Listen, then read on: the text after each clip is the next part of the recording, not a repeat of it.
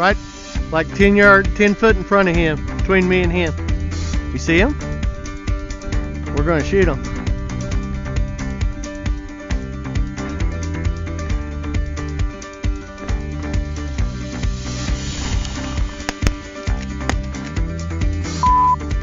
Hey! Hey! That was freaking cool! Welcome to the Wandering Wingshooter podcast. My name is Ryan Reddick, and I'll be hosting the podcast. I've hunted upland birds in my home state of Oklahoma all my adult life, and over the last 15 years have wandered in pursuit of game birds to Arizona, Colorado, Texas, Kansas, Wyoming, and Michigan. This great country is incredibly majestic, and especially so when viewed from behind a pair of bird dogs. I've met dozens of wonderful people in the uplands, and I hope to introduce you to as many of them as I can through this podcast. Join me as I wander the uplands, learning about birds, dogs, and guns. Today I'll be talking with Weston Storer. Weston is the wildlife biologist for the Beaver River WMA and the other Panhandle WMAs. Weston will share some tips for locating bobwhite and blue quail on public lands in northwest Oklahoma. The podcast is sponsored by Pike Gear. An upland hunter who hunts hard needs clothing that is light and makes hunting easier, not harder. An upland hunter is always on the move and always thinking about his next move. He needs clothing that can move with him, clothing that doesn't hold him back or weigh him down. Pike Gear is designed for upland hunters who are always on the go and always dreaming about their next hunting trip. Visit pikegear.com to find the best upland hunting clothing you will ever wear. Follow Pike Gear on Facebook and Instagram. And Weston, I don't know if you've ever met the man behind Pike Gear, but Brent Pike, he's hunted with me on the Beaver River. I think I have. That name sounds very familiar. He's a really neat dude. The next time we're down, I'll make sure that I introduce the two of you if I get an opportunity. Really neat guy. So why don't you tell the listeners a little bit about yourself so they know what I know. All right. Like you said, my name is Weston Storer. I grew up in northwest Oklahoma on a small ranch just north of Woodward, Oklahoma. So I'm kind of a local boy. I love this country out here. Living on a ranch made me learn how to be a good steward of the land for both livestock and the wildlife on it. So that focused me at going to Oklahoma State University, where I got a bachelor's degree in wildlife and fisheries ecology and a minor in range, just in case I wanted to play with the cattle a little bit. I had several internships through the wildlife department, broadening my horizons from Hackberry Flat, working on wetland stuff, to Cooper and Fort Supply WMAs near Woodward. I hired on full-time in October of 2005 as a wildlife technician at Lexington WMA. It's south of Oklahoma City. Not a lot. How close to the prison is it? Right, boundary. Yeah, that's what I thought. Yeah. I used to go down and visit inmates at the prison when I was in law school. Yep, right next to the prison. So anytime the break happened, I was out there unlocking gates. I was there for about 5 years, but then the biologist spot at Beaver River WMA in the Panhandle opened up, and I was ready and willing to move back home. I've always loved this country. I'm still a ways from the house, but then again, I don't have to build a fence for my dad every evening. Your notes say Selman. Is that where the ranch is at? The ranch is actually in Selman. So there's a guy, and you probably heard of him, but you may not have. A man by the name of Ben O. Williams that writes about bird hunting and lives, I think, in Wyoming or Montana, probably Montana, and writes about primarily Hungarian partridge hunting. But he would write in some of his books about coming to Selman, Oklahoma, and hunting bobwhite quail every year. So you wouldn't happen to know Ben Williams? I don't know him specifically, but a lot of guys go and hunt the Selman Ranch that borders us. That's where he would hunt? And it borders your family place? Mm-hmm. I'll be doggone. Small world, isn't it? Yes, it is. So, anyways, I've been out here about 9 years. in the Panhandle. Loving every minute of it. Definitely has its challenges, but wouldn't change it for the world. And you don't only work as the wildlife biologist here at Beaver River, but you've got every WMA in the Panhandle, right? Every WMA. We have Beaver River with its adjacent sister, the McFarland unit, as well as Optima WMA, Schultz WMA, Shorb WMA. Where's that? Shorb is 3.5 miles southwest of Schultz WMA. It's 160 acres. Oh, it's not. Schultz isn't very big either. 302 acres. Oh, I didn't know there was another one over there. And then we also have Rita Blanca, which we have an agreement with the Forest Service out of New Mexico. We've got 15,000 acres out there that we can hunt as well. And I may be the only guy you know that has shot a bobwhite quail on the Schultz WMA. No, I think I know one or two others. I have shot a bobwhite quail on Schultz WMA. Well, you need to get on some Shorb now. Yeah, I need to work on that. They were whistling the other day when I was there. I'll be good. But yeah, definitely change in topography and habitat from one end of my area to the other. So let's talk about size, because people that haven't been here they look at a map, but the numbers always amaze me. Right. Well, and what you got to think about also, the more timbered areas you've got, the higher the carrying capacities and all that when you're thinking wildlife. The further you travel into the Panhandle, the larger the landmass needs to be to support that ecosystem. So yes, when you combine Beaver River and McFarland, as far as quail, we manage them similar. We're talking over 27,000 acres in one block. Yeah, contiguous. Contiguous. It's not broke up. I can look out my window at the courthouse to the west, and as far as I can see, west is WMA. Is Beaver River WMA. Yep. And darn good quail hunting. Yep. So, how big is Optima? Optima, our portion, because we actually have the WMA portion, which is a little over 8,000 acres. Okay. And then there is a wing that we don't have that the national, the U.S. Fish and Wildlife have a NWR. And it's also quail hunting. And I was going to say, you guys manage it, and it's open for quail hunting, isn't it? They manage that 4,000 acre block. We manage the 8,000 acre block, but they've got the same focus in mind. Technically, the big thing that they have that a lot of these other WMAs don't is they're not allowing any rifle hunting, muzzleloader hunting. It is all archery, and they don't shut down during that rifle season like a lot of these WMAs, so that bird hunter can still on just the 4,000. But you guys, but 8. We're banging away on the 8 with rifles and deer. Is it marked? Yes, they're definitely different boundaries. I may go over there during opening weekend of rifle season this year and hunt that. Because I've hunted out there before when I lived in Guyman, and it's got good quail hunting on it. And I don't deal much with it, but another aspect, if one of our hunters, every year we have a hunter come out not realizing that we shut down most of the Northwest WMAs for that first 9 days of deer rifle season. Yeah. We have, I believe there was a grant written, but we have actually got a biologist now that is leasing up private property for hunting. Most of it is archery and shotgun only. So with that, we've got a lot of real estate that's opening up for those bird hunters while our big WMAs are shut down for rifle season.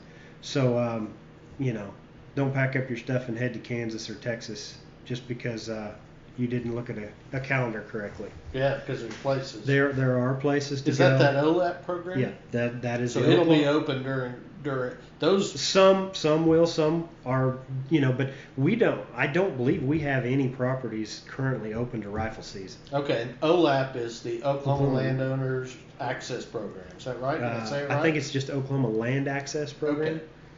Okay. I think it's a great idea. Yeah, it's an amazing, because it keeps the land in private, management, but yet it rewards them for good management practices, along with providing more hunting opportunities for people, because it is, lease ground, and if you're lucky enough to have lease ground, that's amazing. Enjoy it. It's a great thing. But a lot of people, hunting is almost trying to die because of not having access. That's and right. That's why my agency is striving to create better habitat and create more hunting opportunities across the state, not just in the Panhandle. And I don't know that you and I have talked about this, but it's my belief, based on what I do, that those kids that are out hunting, those young people that grow up in an environment where they're exposed to hunting, bird dogs, whether it be hunting birds or whether it be hunting deer or fishing even, those people that are active in the outdoors are so much less likely to end up in trouble and up there at the courthouse with me. Now, I'm not saying that it's a direct correlation, but trust me when I tell you, so many of the people that I see don't have that in their background. Mm-hmm. So if we take young people and we introduce them to hunting and we get them out here on this public land where they can have a reasonable chance of success because of your hard work, that goes a long way, in just my opinion, to preventing them from being in the system in other capacities later on in life. And that's so stinking important with what we got going on in the world today. And I agree. I mean, the one thing that always bothers me is when I meet bird hunters, and you know me, I'm a pretty gregarious guy, so if I see folks around a pickup, I'll stop and talk. Man, I'm usually the youngest guy in the crowd. I was fixing to comment on that, And because I'm 50. I will be 50. I do quail hunter surveys throughout the entire season. We're only required really to do opening day, but I'm nosy by nature. I love to hear how many coveys are moving, whether it's bobs or blues, things of that nature. And you're absolutely right. I mean, I can think of probably on one hand bird hunters that are my age that I've seen in the last 9 years out here. And it's expensive to get started in. Traveling is expensive. Going places to hunt is expensive. It's not really a poor man's game in a lot of ways. But we need to find a way to include more young people and get more people interested in it. Right. And a lot of that 25 to 40 age class, they're just stuck on that big game aspect on the ones that we have. And I'm not knocking that. That's a great avenue as well, because they're still on our side. Sure. But I don't want the sport of quail hunting to die off, because it is an amazing opportunity. So, you and I have talked about this in the past. In a given weekend, say opening weekend, last season, opening weekend, how many different states were represented in the people that you talked to? On the Beaver River WMA? On the Beaver River and McFarland opening weekend, I'd have to check back, but I would say probably 15 states opening weekend were represented. With that, though, something that I kind of worked with our local game warden in our 2016 year, which was one of our better years, to say the least. Yeah, it was good. 15 and 16 were one of those momentous occasions that you just better enjoy. It's going to be like that this year. That's my hopes as well. But we started writing down vehicles as we were catching them on the WMA, if it was a unique state that we hadn't seen or something like that.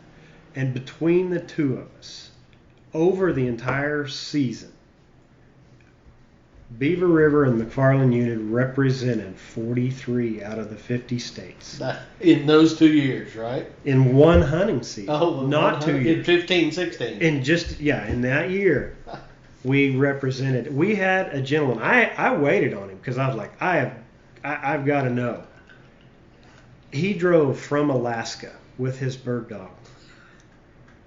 And I just had to shake that man's hand. I think maybe I need to figure out how to drive to Alaska and go do some hunting up there. So, if he can do it, I can do it. Yeah, absolutely. That is live and breathe and prove. That was just one thing I did not expect to see an Alaska tag And I was just like, I got to talk to this guy. Who is this guy?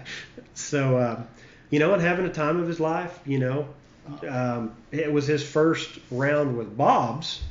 So he was really liking that. Of course, it was a good year to dip your feet into the northern bob white country. He might have come back after that year. Well, I didn't catch him, or I would have talked to him again, but he could have. He could have. So. In the history of this place, and I'll tell you, Weston, I was thinking about this morning. This place has played a huge part in my life, strangely enough.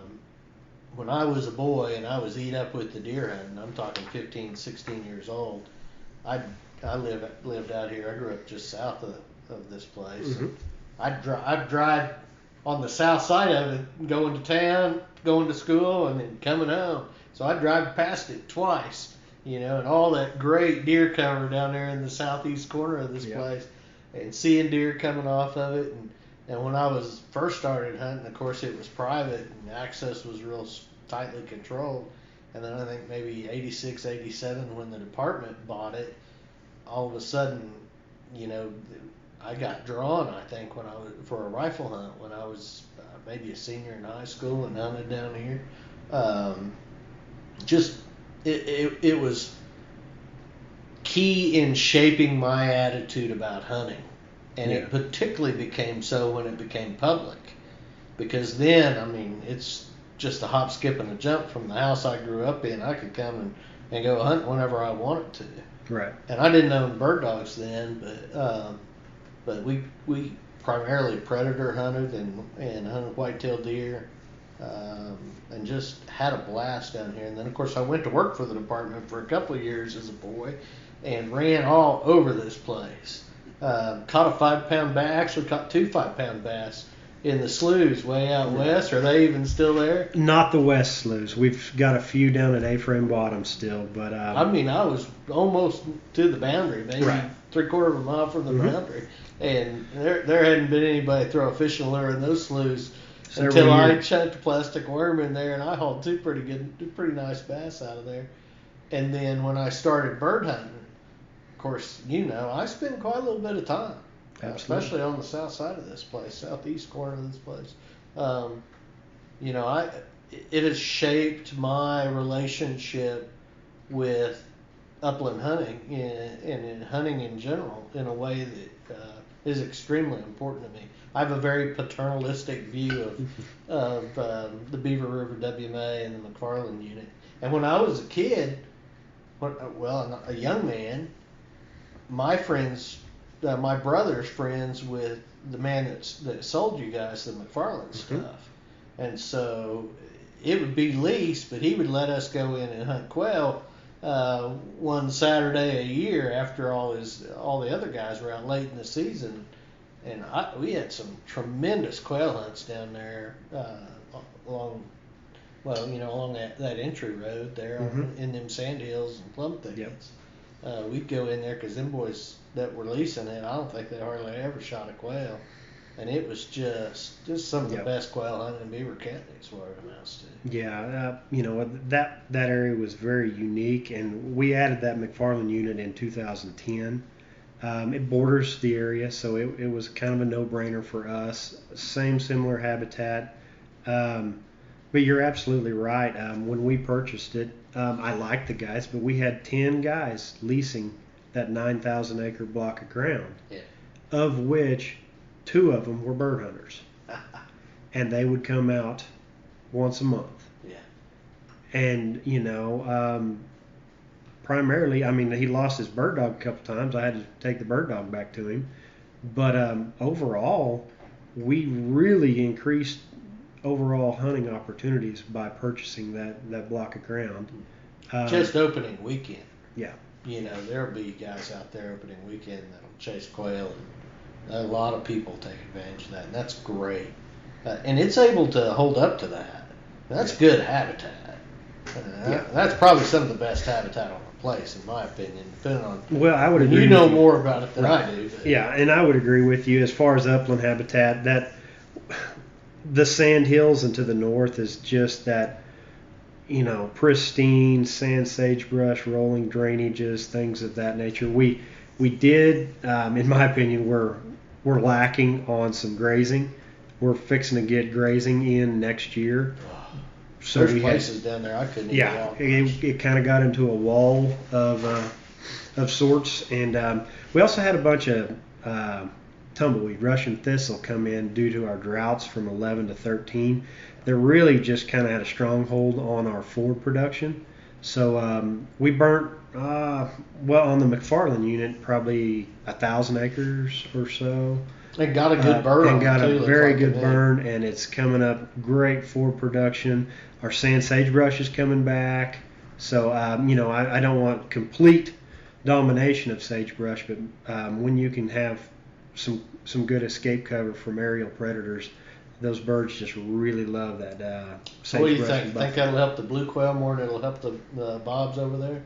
And I'm not going to say where that's at. This year, I think it will help, but we've had such good rainfall since that burn on April 1 and 2 that you can't even tell that I burned it. Yeah. So it's responded really well. But not as bad, not thistle. No, it's not thistle. So that was my main goal. A lot of our prescribed burning throughout the state we're doing in January, February. This country doesn't really get much for rain until later on, and as well as I do, if you've got exposed ground, everything out here is basically stabilized dune.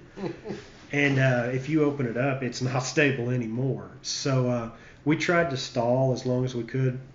We're flirting with our turkey season right there, but up on top, we don't have any turkeys. They're all in the river bottom anyway. So we tried burning later to try to basically get some green growth really quick. It looked to me like he hit it great. Yeah. Because I drive by there once a week going to hold court in Guyman. I was paying attention. Yeah. And that's one of my favorite places to hunt over there. I like it. Mainly because mixed bag, your opportunity for a mixed bag is really good in that country. Absolutely. And it doesn't get, or it hasn't in years past gotten the pressure that some of the obvious cover, on the north side of the river gets, because it looks like quail country, and it is good quail country, right? That looks flatter and maybe not as brushy, and so people drive past it or don't want to walk through it. Man, you put a little shoe leather in over there, and you can find some birds. Well, it's a little bit probably lacking on sand plum thickets, mott's, and so from the untrained eye, you think, oh well, they're going to be in the sand plum thickets. I hit the well sites. Yep. Each of the pads will have a thicket off of a well site. You're chasing blues. That's what you're doing. And you can see their tracks in the road a lot of time on the access road. So you'll know there's birds there. And of course, the dogs don't always find them, but you have a pretty good sense that there's birds around. But I'll go from pad to pad to pad, and find birds. And last year the sandbursts were so bad that even the dogs would look ugly at me, and my dogs got pretty tough feet because they're used to being run through that country. That's a wonderful place. Let's not tell anybody about it. No, okay. All right. So, have you seen my map?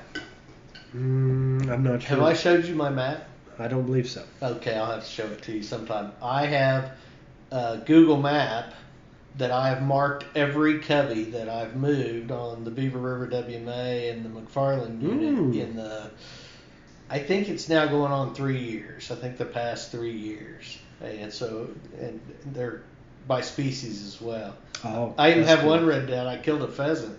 Yeah. Out here on the north side of the river out here west of us. Yeah. I tell everybody, you're coming to Beaver River. It's all native range for the most part. We've got a few food plots and ag fields, but you're coming to hunt quail, and you might get a bonus pheasant. That's right. Now, some years we have, just the right timing, right pressure up on the private crops, and they come down, and there's guys killing limits of pheasants with their quail. But it just doesn't happen. They're catching them just right. They're catching them just right. Yeah. I see them quite a bit. Yeah, right? I do too. I see them flush out ahead of my dogs, or Well, that's mostly what I see. Well, and I'll even see them passing down some of our service roads and things of that nature. But you just don't run into them within shotgun range. Right. When I've been in the field, I've never actually had an opportunity in range. They'll flush 80, 100 yards out, just enough to tease you and say, "Oh, I'm a rooster. Goodbye." So, but it's still a nice option to have. Yeah, sure. What about prairie chicken? You got any prairie chicken on the? We have a few. I'd ask you where, but you wouldn't tell me. Probably. Well, that they prefer that shorter habitat like the blue quail, the scaled quail, especially where their leks are. We've got a couple historic leks on the area, both McFarland and Beaver. And they still have birds on them? And, well, the one on Beaver occasionally does. The McFarland one, I have not confirmed a bird on in a while, but I just like to see them. They're a cool bird. We do have quite a few just south. I just saw one last season. Season before, I saw 2 big cubbies. Yeah. While I was out hunting, but last season I saw one lone prairie chicken. It would be really nice down to get south, almost to Texas. Yeah. Yeah, we've got them about, there's a really good lek a few miles south of us that occasionally we'll get some chickens over in there. And then we've had several people actually spot them in the dense river bottoms. Really? In extremely cold weather. Yeah, when it's which kind of makes sense that there's that thermal cover aspect of that river bottom. That's those big northern sand hills that we have all along that riparian area.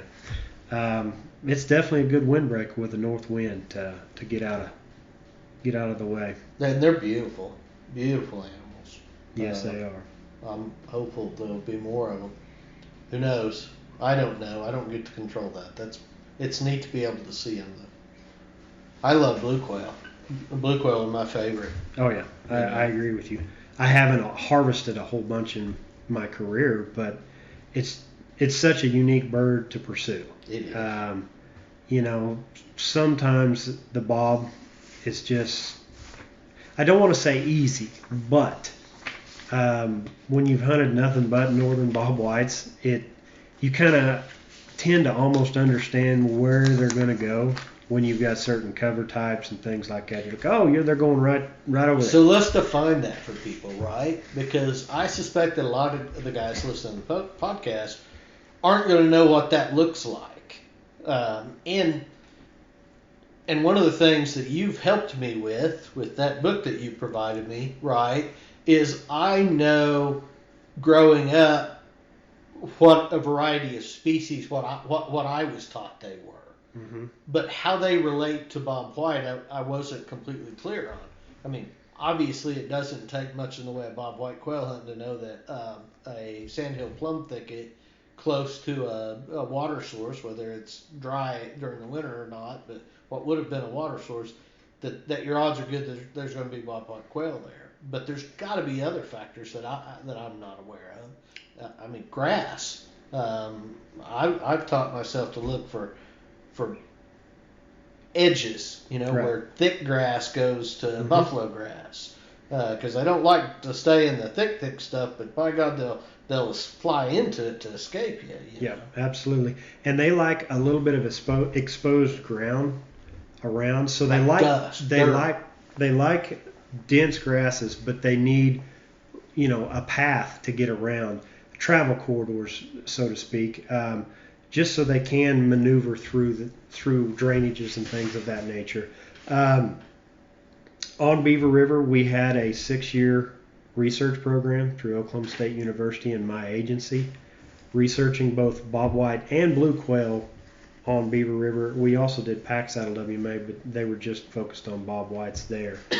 And they actually proved that on Beaver, bobwhite were not keying in on the water sources. They were getting enough moisture from the dew off of the plants and seeds and things of that nature, but I was complaining to you about not having enough open water. But they are focusing close to water due to increased insects and things of that nature. So even though they're not relying on water, they're still dependent of those areas. It's just not as directly focused on water as we originally have. So when the water goes away, it'll get dry in the wintertime around here, and when the water goes away, they're still in those same areas because they didn't need that surface water anyway. Absolutely. And they still have all the other stuff that they like, which would be the overhead cover, the thick grass cover, plus the ability to move around those riparian areas. Yep. And kind of switching gears a little bit, your blue quail, also known as the scale quail, he's going to prefer more open country. We jokingly call him the track star. Oh, yeah, he loves to run, and he will lock up in some country that you don't think there's any way you couldn't see him. And next thing you know, you and the bird dog have blown right by him, and he flushes 5 feet behind you. That's right.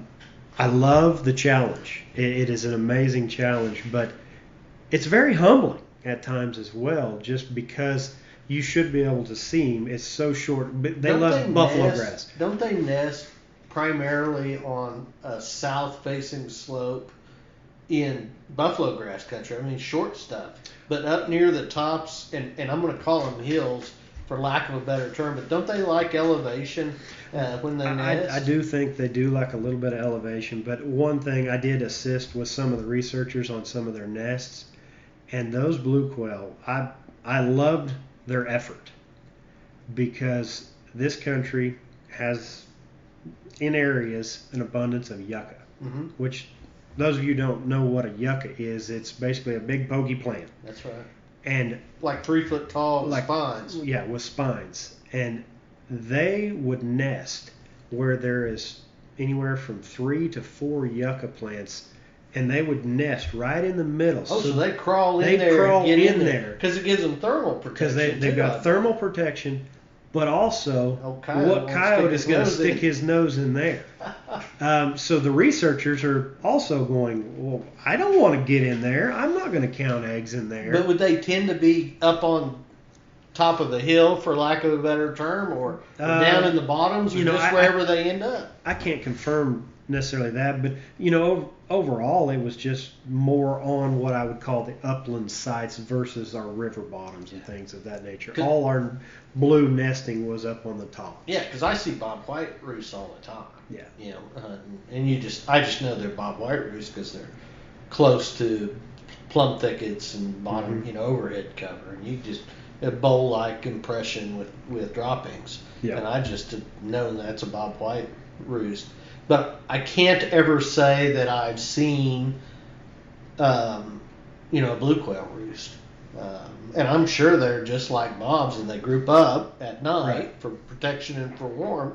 So you would think I would see them, but I just never have. I'm going to start looking in yucca, but I'll get poked. Yeah. But I'll start digging around in some yucca areas. Well, and that's primarily, nesting and things of that nature. But it's just something to think about, because when they do get pressured, that bird's going to go for their preferred cover, and And sage chokes that yucca out. It can. So you really, the more true upland country has yucca. It has buffalo grass and yucca, and then as you get more down into the sandy bottoms, that's where you start seeing plum thickets and shinnery oak and that kind of stuff. And we have a few sand plum up on what I call our tops, but it's kind of splitting hairs. But I tend to almost think that our sand sagebrush areas are almost more mixed grass prairie, and that's why the bobwhite really kind of prefer that. And then once you get into more of the yucca and the dominantly buffalo grass areas, blue grama, things of that nature, where the blues just really love it. Yeah. It's more our shortgrass prairie of the panhandle. So how many guys come out and target just the blues?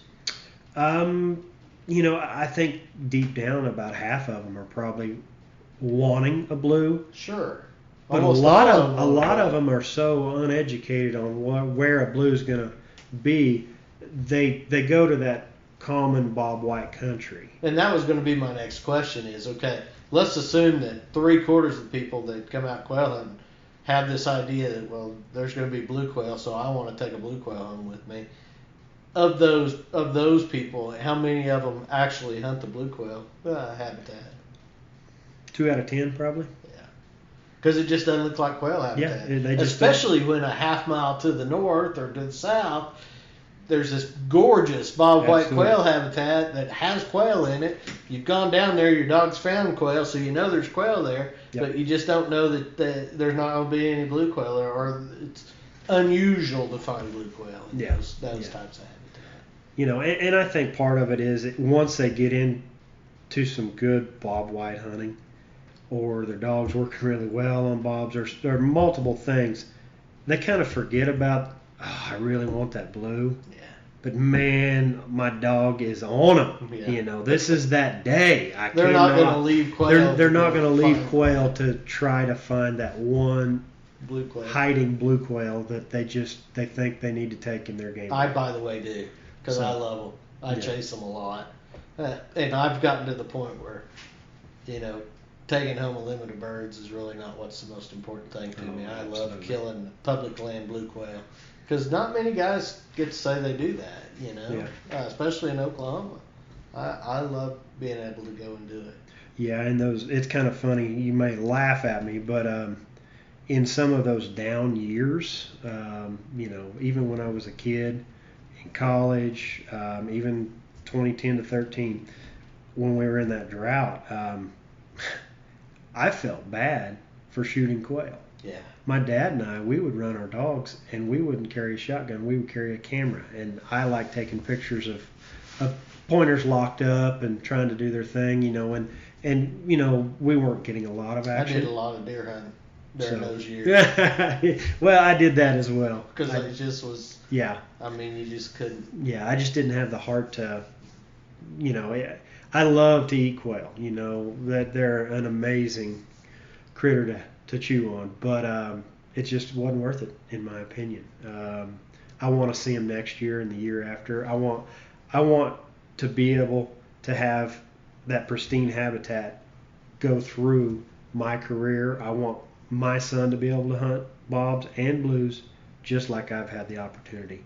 You know, and you just never know how you know, our economy is changing and everything's changing. What tomorrow will bring. That's right. So well, I got to tell you, this WMA here has been such a boon, and is such a boon to that little community where I live, Beaver, Oklahoma. And people in that town don't even realize it. They don't recognize the value. Some don't, some do. You know, it's amazing to me. I mean, that's how I met Brent Pike. You know, I'm on some bird hunting forums, and he sends me a message and says, "Hey, I want to come quail hunting. Where should I go?" They were thinking about going to Paxson. And, of course, I'm like, "Oh, no, you don't want to go to Paxson. You want to go to Beaver River. Come stay at Beaver." So I sent him hotel information, and I said, "Come by the courthouse and see me, and I'll circle some areas on your map and give you some pointers." And Brent, and when you meet him, you'll understand he's like super type A kind of guy. He comes right in the courtroom or right in my office and brings his map, and I circle some places, and I send him and his buddies out with their dogs, and I'm thinking to myself, you know, they're not going to get it done. And it was in it was in the spring of 16, and sure enough, they found like 9 coveys. You know, they were just hammered away, and they have good dogs, and those guys aren't afraid to walk. You know, yeah. So and that's the key with this big country. Mm-hmm. You know, a lot of, as we talked earlier, a lot of our quail hunters are kind of getting aged out a little bit, and walking is more of a factor for them.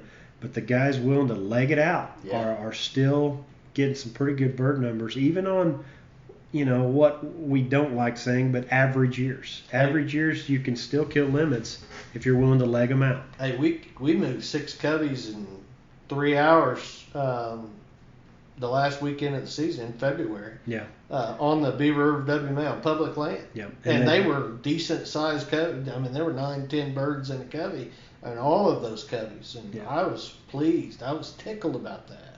You know, of course, we might have been hunting areas that hadn't seen a lot of activity since, November, maybe early December.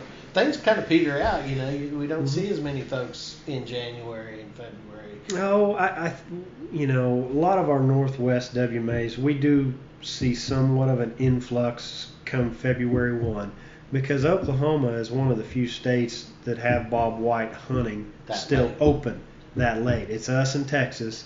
Of course, Texas, not a lot of public land in Texas. I think a lot of people go to Arizona to chase quail. They're traveling, and they kind of decide between Oklahoma and Arizona what they're going to do. Well, and I have a lot of guys that, like, on their way back from Arizona, like, they'll spend a month in Arizona, and then on their way back, they will try to hit these Panhandle WMAs around, end of January, 1st of February. That'd be a good trip. Most of them are retired and just enjoying life, and I'm very jealous of them, but kudos to them. Absolutely. Absolutely. There was something I was going to ask you about to do with the economics. I mean, so if a guy travels to Beaver, Oklahoma, and brings his dogs and wants to hunt blue quail and bobwhite quail on your WMAs, what's your best piece of advice for that guy or those guys? Without a doubt, I have that call every year from guys going, I've never been there. I don't know what to expect. The first thing that I tell them is a tough but comfortable boot you're willing to leg out. Yeah. Because they're going to have to walk. They're going to have to walk. That's just all there is to it. Which I don't think is that unusual. I mean, no. I've hunted all over the central United States birds, and every bird hunt that I go on where I take my dogs, by God, we cover some country. Right. So I think guys come in with the understanding you're going to have to cover country. But a lot of times, those bobs, when they get heavy pressure or super cold temperatures, and they'll kind of lock in those big sand hills with that fragrant sumac, also the locals call skunk brush. But when you're going up and down those sand hills, and that ground's giving out underneath you, one day of that, and you wake up the next morning with your thighs just throbbing. Well, and they're almost impossible to kill in there, even with a good dog. Yeah. So they'll wait, they'll run up to the lip, and they'll wait till you come over, and then they'll fly over into the next little ball, and you can chase them for hours. Yeah, unless you have a spotter. If you've got enough guys to have a spotter on top. Oh, yeah. You've got to have a guy on top sandhill to watch the next bowl, because it's just one bowl after another in that country. And they'll run you ragged. Yeah. They can run a lot longer than I can run in that country. And I joking, when I grew up and around Selman, we had a bunch of those big, what I called canyons. They're really just, deep draws. Mm-hmm. But we jokingly called them canyon birds, because you would flush them on one side of the canyon, they fly to the other. So you walk all the way around the canyon, because it was just deep enough you really didn't want to traverse down through it and come back and up then the other crawl side. back up the other side. So you go to the other side, and you might get one bird out of that flush or whatever, but then they fly wild back across the canyon, and so you're just going back and forth and back and forth until you're finally like, okay, I'm done. Let's find another. Let's find another covey. So I call them canyon birds, and they've kind of modified to these sandhills to do the same thing. And they're using those bowls in those sandhills.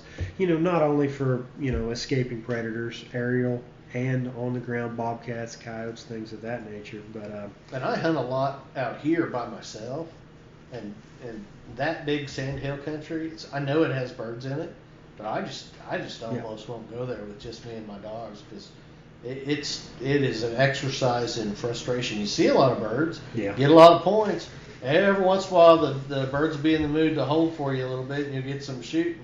But most of the time, they're scooting and moving and the hard other to get. The other kicker is you got to have pretty good scenting conditions when you dive into there. Otherwise, your dog is not going to find that bird in that maze of brush. Yeah, that's right. So dogs, I bet you see a lot of bird dogs in a season, don't you? Yeah, I do.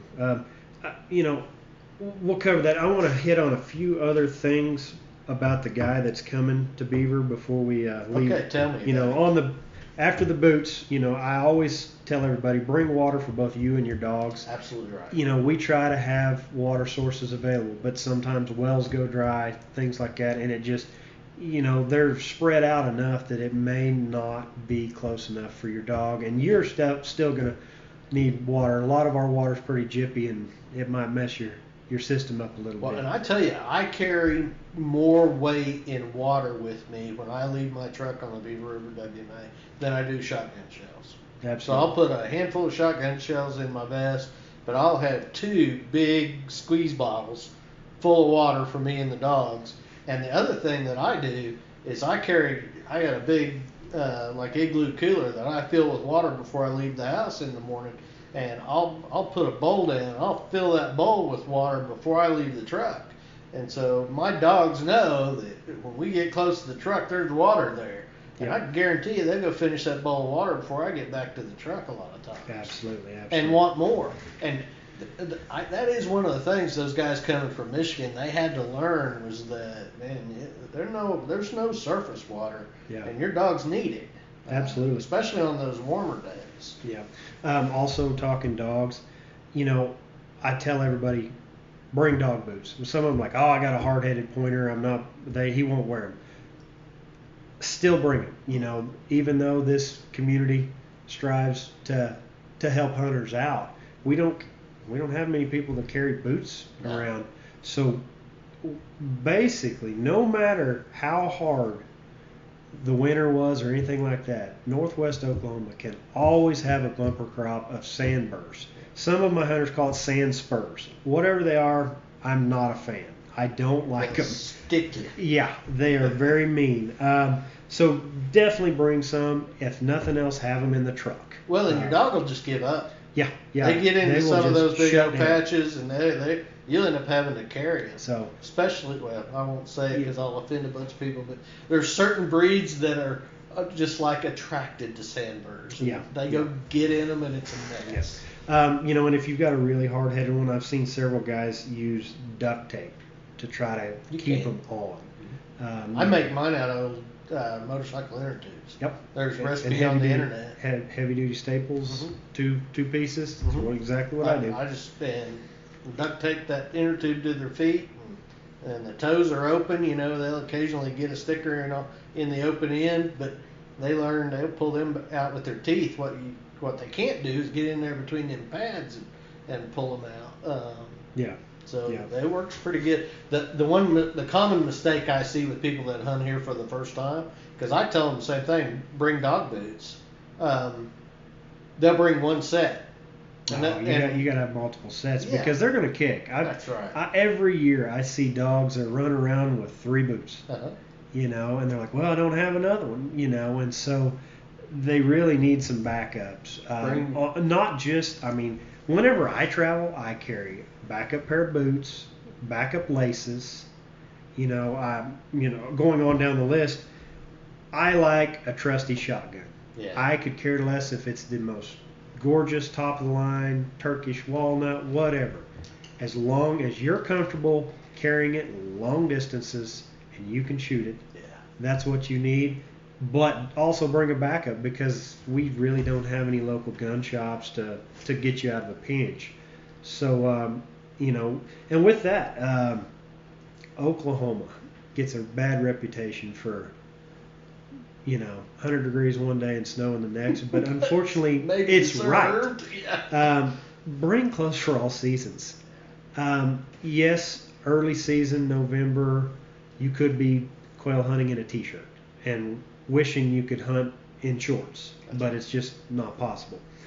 But then late season, we have times where guys schedule this trip for a week-long trip, and we're thrown negative degree temperatures, snow drifts. We've had guys get stranded in our local motels for a lot longer than their wives were planning, which is good for our economy, but just plan to bring clothes for all occasions because you just never know with Oklahoma. Because I've hunted in a t-shirt in January in Oklahoma. That's right. But with that, that's kind of my top 5 That's what things. I love about February. Yeah. right? You get to the afternoon, the sun's shining, it's nice. Yeah, absolutely. It's beautiful, and you're still out there chasing a bird dog around. It's pretty fun. No, that's great. Well, I know 100 other questions I want to ask you. Saying, where were we? Okay, we got the. How many breeds? Yeah, that's right, bird dogs. I will tell you most of this open country, it's primarily your short-haired, English pointers, German short-hairs. We're getting quite a few wire-haired pointers, not necessarily the shaggy ones, but kind of the sleeker. Mm-hmm. I actually have one myself. She's still. I call them bearded dogs. Yep. My wife wanted a bearded dog, and I wanted a bird dog, and I had to compromise. I've hunted behind some good ones. Hopefully, she'll be a good one as well. But with that, I see Brittany's. You probably see a lot of Brittany's. See quite a few Brittany's, French Brittany's. Mm-hmm. That's surprising to me, but I think a lot of the older guys, they like keeping that dog in the house, and they're small, and they want a dog that's under control. Yeah. Those little dogs are neat dogs. But I'm also seeing kind of an influx of other dogs, of Spinonis, and this one gentleman, he calls it Padel pointer. It's a poodle pointer in my opinion, but it's a gorgeous dog, and he's a workhorse. But a poodle's a poodle.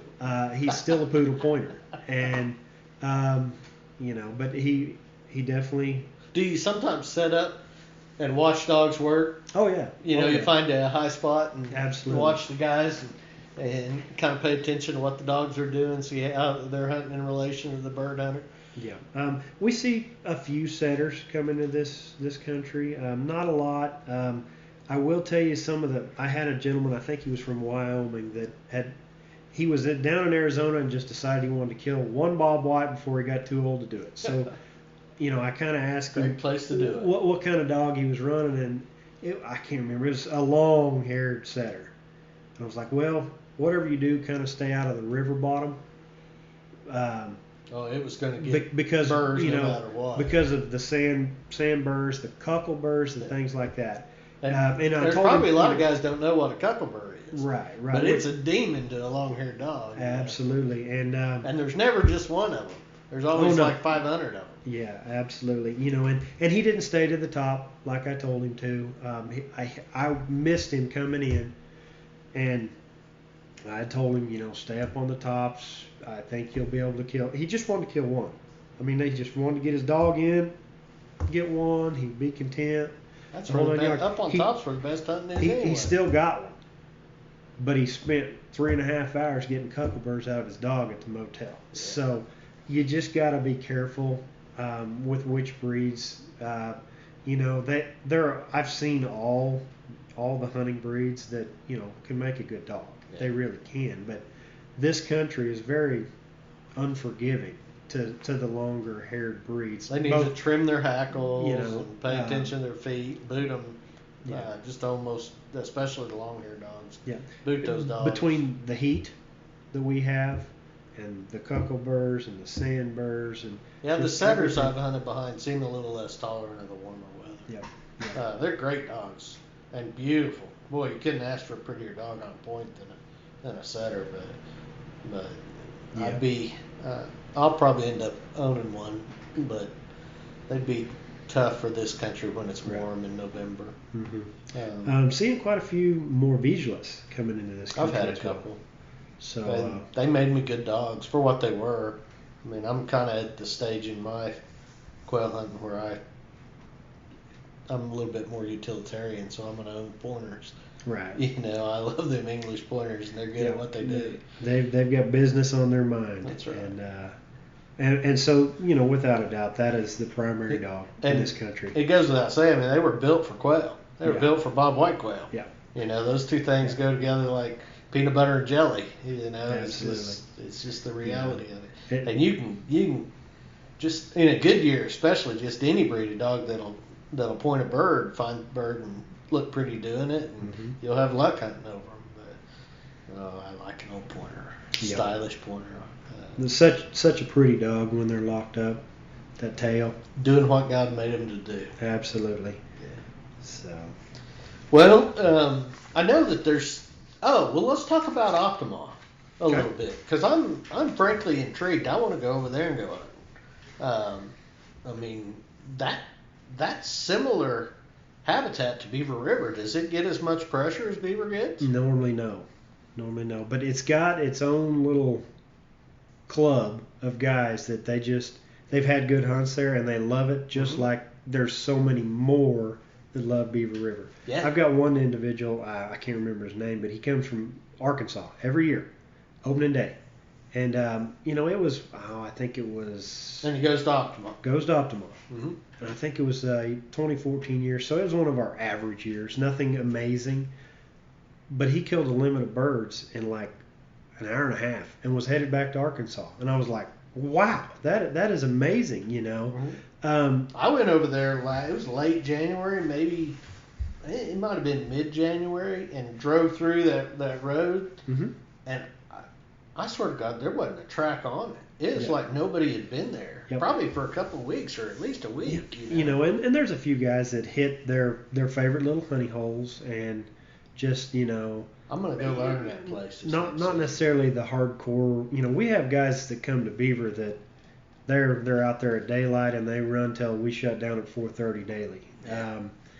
Where Optima, it's just kind of, I'm going to go out there for a couple hours and enjoy myself, and and there's nothing wrong with that crew at all. I think people have this idea that Optima is primarily blue quail habitat. It's really not. It's not, is it? The habitat, on the northern fringe, there's a little bit of that country, but for the most part, you're really not, stumbling into all those blues. The blues are further west, Cimarron County, Rita Blanca. So talk to me about Rita Blanca.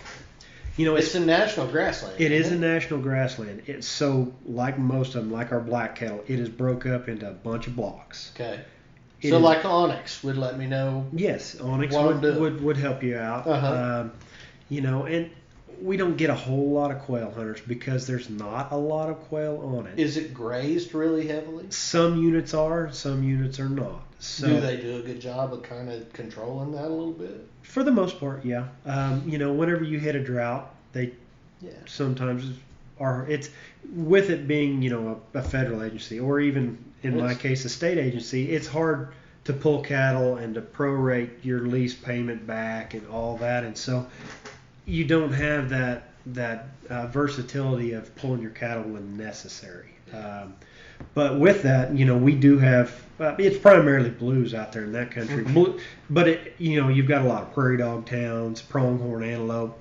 It is that buffalo grass, short grass, prairie. That's their thing. Now out there, you're going to get more into the cholla cactus and barrel cactus and things of that nature that, when you think about, is it mostly in southwest Cimarron County? It's all in southwest Cimarron County. I've looked at it on the map. It's been a while. And I will, one word of advice, if you're planning on hunting Oklahoma Rita Blanca, just realize that we have 15,500 acres in Oklahoma. But there's like 20,000 acres in Texas that is also labeled Rita Blanca. Yeah. So buy both tags. Be safe. Make sure you're hunting the right state for your tag. Okay. And so if I wanted to go out there and chase blue quail, if I just got a burr and decided I wanted to go chase blue quail on Rita Blanca because I've never done it, what'd be your best advice for me to find a covey or two of blue quail out there? You want to have a little bit of habitat, a little bit of structure out there. If it looks like a very brown golf course, you're wasting your time. I will tell you, so you just drive by and look at the pastures? Most of the blocks you can drive at least on one side to kind of evaluate the pasture. Almost all of them have a windmill, and next to that windmill, they're supposed to have an overflow that goes into an exclosure that basically drains into a pit pond of sorts. So look for has tracks. Some brush, has some stuff, and that enclosure is for wildlife. Okay. The cattle are never supposed to be in there. The one issue we run into, though, is if the lease is not in operation, if there's not cattle on it, the water source is the responsibility of the water source is to the leasee. Yeah. So therefore, he's going to shut it off because he doesn't want to just be pumping his water on the ground for. And I want him to. And we want him to. So that's been one of our issues there. And it's just such a big country. It's big country. There's no way you can check it all the time. Absolutely. You don't expect a limit, but it's just a different kind of hunt. I'm going to do it. Very unique hunt. There's going to probably be a lot of walking and not a lot of shooting. And I imagine what it amount to is you go out and you drive around for a day and do a little shooting and find some coveys, and then you do that 3 or 4 times over some years, and you figure out where the birds are at, which units have better habitat such that you can hunt them, and then you go out there and shoot a limb of blue quail pretty consistently once you learn it. Yeah. Another thing, on our my agency's website, ODWC, it's wildlifedepartment.com. You can go to where to hunt, wildlife management areas, and then click on Rita Blanca. Since it's broke up into those units, if you don't have something like Onyx, I have a map that is labeled with because each unit has a number. Like, they start with 100, which is right next to New Mexico, and they travel east to, I think it's 144. Okay. So that map will show you a number. Well, when you are driving around and there is a pasture that actually has a gate. Okay. At every Rita Blanca gate, there is a Rita Blanca sign with a number on it. Okay. And that will tell you. And so you can kind of orient yourself with the map to where you're at and what's coming up. And I bet those guys, that's lonely country. Yeah. And I bet if you wandered off on private stuff, they're probably not going to be all that hard to get along with. Well, you just they like to talk. They want a handshake more than a phone call. Yeah. They're an older. Sure. I've got a friend that works for the election board and claims the average age is 67 years old in Cimarron County. It wouldn't surprise me at all. And I'm not guaranteeing that or anything, but it is an older I was community. Told there's like only 2,500 souls living in Cimarron County. It's probably about right. I mean, that's amazing when you think about it. Yep. That's a big chunk of country for just 2,500 people. They probably are lonely. They probably do want somebody to talk to. I need to go over and do that. That sounds like a fun trip. And I would tell you, I would love for people to come to Oklahoma and hunt Rita Blanca specifically. But what I'm hearing from you, maybe not saying as much as it's not for everybody. Don't count on that as your only option. Absolutely. It's for that unique experience. It's not for getting into large amounts of birds across the landscape. So that's why most people don't waste their time there. They just keep on driving into New Mexico or Arizona once they leave Optima. Yeah. But either way, these WMAs are a great benefit to these communities, whether it be Beaver or Hardesty right next to Optima. They're creating that niche for having more hotels and more restaurants and gas stations, and even that grocery store benefits from Absolutely. that traveling hunter. Mm-hmm. The liquor store in town. Yeah. I'm sure guys go down and buy a bottle and they pay the tax on it. Yeah. That tax goes to build roads and run our schools and all those things that are important to keeping a community going. And I tell folks in Beaver all the time how vital it is that we appreciate what the department's done out here. How important to our economy in that little town this place is. You said at the beginning of the podcast, 43 different states, right? Those men and women could go anywhere and spend their dollars. Absolutely. And they choose to come to Beaver, Oklahoma. And I understand why. It's because of this treasure that you're responsible for looking after. Absolutely. You told me one time, it's been a while back, and this will embarrass you. You told me that bird hunters are needy. You remember telling me that? It sounds like me. Yeah, I think we were talking about deer hunters versus bird hunters, and you said, "Oh, Ryan, those bird hunters are needy." Well, so what'd you mean? It depends on the individuals, but for the most part, our deer hunters can see deer from long distances in this country. So even if they don't kill a deer, they've seen deer. Scratch their itch. They've scratched their itch. And if you're not willing to put the boots on the ground, mm-hmm. and, also not to knock these dogs, but this country can be very dry. And if you're bringing your dog from Tennessee or Kentucky, where Michigan, it's so wet, can you even imagine what kind of smell overload those poor dogs are trying to figure out? Or if they've even come in contact with a bobwhite quail and what smell they're actually trying to chase. You just never know. And but the guys from Michigan that come and hunt here, it takes their dogs a couple of days to get used to it. Yeah, and then they're fine. Yeah. And they're good dogs. They're bird finding tools. But the first couple of days, there's pretty steep learning curve, even for the best of those dogs. And that's the thing. After 2 days, a lot of my guys will give up and go pick on a different area. They'll go to on Northwest, Cooper, Pack Saddle. They'll even go to Southwest, Sandy Sanders country, and they're all great areas. Great places. But they're not giving the area its due diligence to try because of, those curves that have been thrown at them. Yeah, that sand's tough. Yeah, it is. It's hard on dogs. It's hard on people. But boy, it sure is good for keeping quail. Yep, they sure do prefer that type of habitat. So. Well, I'm sure there's 100 other things we can talk about, but I think we've about used up our allotted time. I can't tell you how much I appreciate you being willing to talk to me. I know you get flooded with calls late in the summer, and I know people will be interested. You have any predictions for the quail crop this year? Well, as far as in the Panhandle area, we're looking very good so far. I'm seeing it's been awful hot the last few weeks. It's been awful hot the last couple of weeks, but I'm seeing about half-grown broods and then also some little bitty chicks right now. So I feel like we've at least pulled off two hatches. Good cover.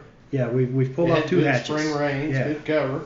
We got a lot of grasshoppers. I mean, they ought to have plenty to eat. But as I jokingly tell my hunters, I get quail calls almost daily. But I'm cautiously optimistic. I know that's a politician's answer. I'm always cautiously optimistic. But that's kind of where we're at right now. I'm feeling better this year than I was last year. And why is that? Just in, what our cover's looking like, what our spring turned out to be, our higher rainfall than average. Yes, we are turning off hot, but overall we haven't had too many days over that 100-degree mark. I feel like that's hardest on some of these birds in this area, is when you get over that threshold. It may, in my opinion, be the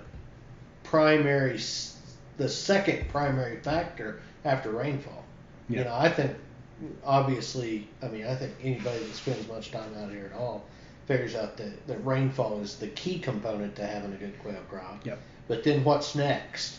And I'm not so sure that heat, coming at a crucial time, depending on when those broods hatch, might not be just pretty darn important. Yeah, and I don't know a whole lot of the details on it, but part of the research that was done at Pack Saddle dealt with that heat and the different, they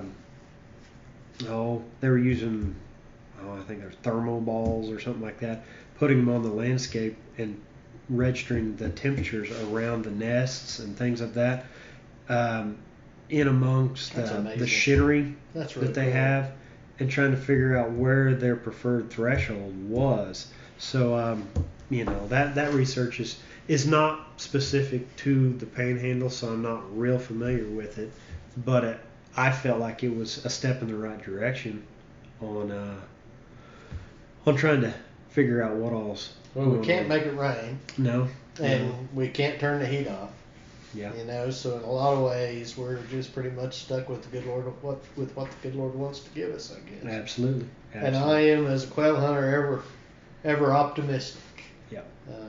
So I guess when you own bird dogs, it really doesn't matter if it's an awesome year or not. You're going to get out there and run them some, or you should anyway. Yep. Get you and your bird dog in shape, one way or another. Well, I'm sure that I will see you again. I appreciate you talking to me, Weston. No problem. Is there anything that I haven't asked you about that you think is important for folks to know when they come to the Beaver River? If you got questions, call. My number is in our hunting regs.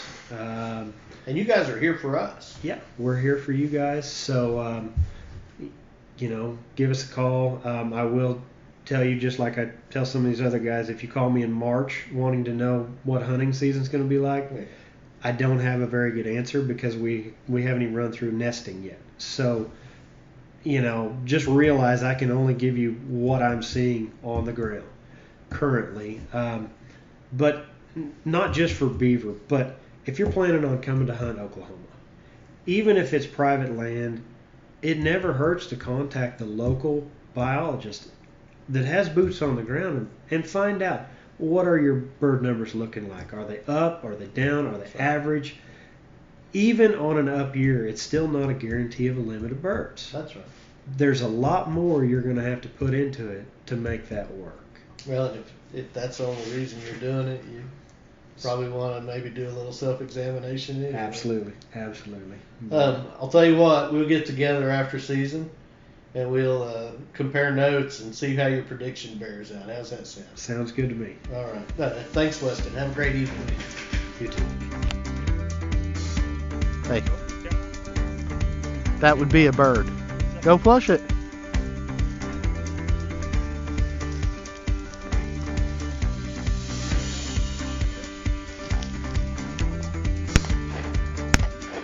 Missed it twice. Good dog. All right, bird's in here.